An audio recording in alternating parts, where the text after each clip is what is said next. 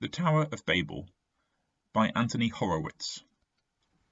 Have you ever wondered why people all over the world speak different languages?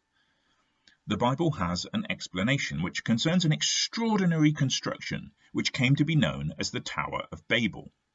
This all happened some years after the Great Flood, which had lasted for 150 days, wiping out everyone except for Noah, his family, and the animals that went into the ark.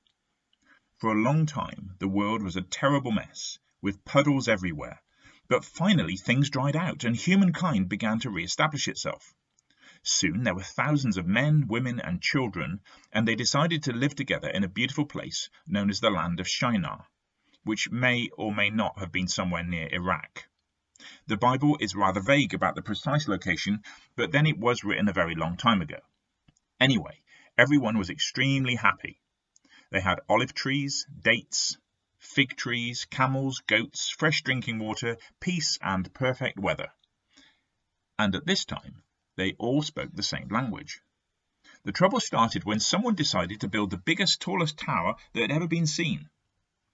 The Bible doesn't actually tell us who this person was, but many scholars point the finger at King Nimrod, a rather cruel and self-important figure, who happened to be the great-grandson of old Noah himself. Like many tyrants, he was always showing off, and he thought that by building a tower that reached as far as heaven itself, he would prove to the people that he was as powerful as God. It never occurred to him that a vast structure, several miles wide and even more miles high, would be completely useless in the middle of the desert, and that actually schools, hospitals, and community centres would have been a much better bet. No, he called together his architects and engineers and set to work on this fantastic scheme. And even though they thought they would have to do all the heavy lifting and carrying, not one of his people complained.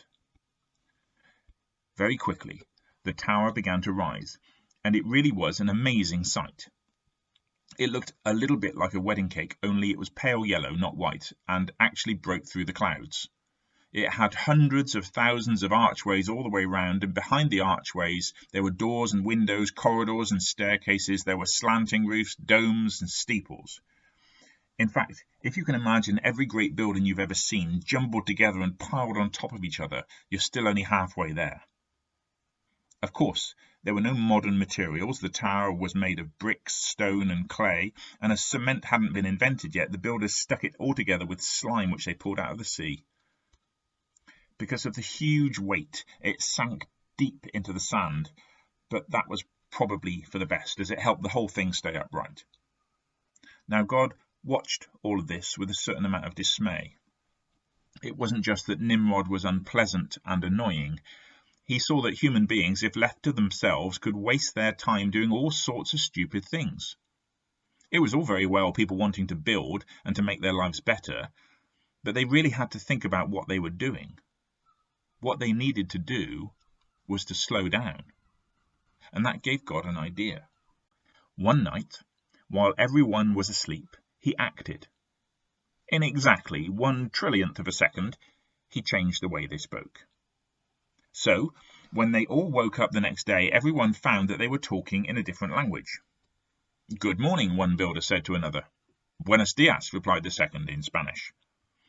"Bună dimineața," cried out a third, in Romanian. "Merhaba," Turkish. "Sawubona," Zulu. "Was ist los?" asked one of the architects in German. "Je ne sais pas pourquoi," replied the assistant chief engineer in French. This went on for some time. In fact, by late afternoon nobody had done any work, and the king came rushing down to the building site with fury in his eyes. "Why is nobody working?" he screamed. But nobody understood a word he was saying either. And that was about it. Not one more brick of the tower was laid. After a while, people got fed up and drifted away, and after that, nature took over. The winds blew, and the desert sun beat down, and bit by bit, the gigantic structure crumbled and fell down. No one knows what happened to the king, although he was always referred to as Nimrod the Evil after that, and many thousands of years later, he had a long-range air-to-surface missile named after him. His masterwork is never called the Tower of Nimrod, by the way. It was given the name the Tower of Babel, after a Hebrew word meaning confused. Or you could say that everyone spoke the same language until it was built, but babbled ever afterwards, which is most certainly true.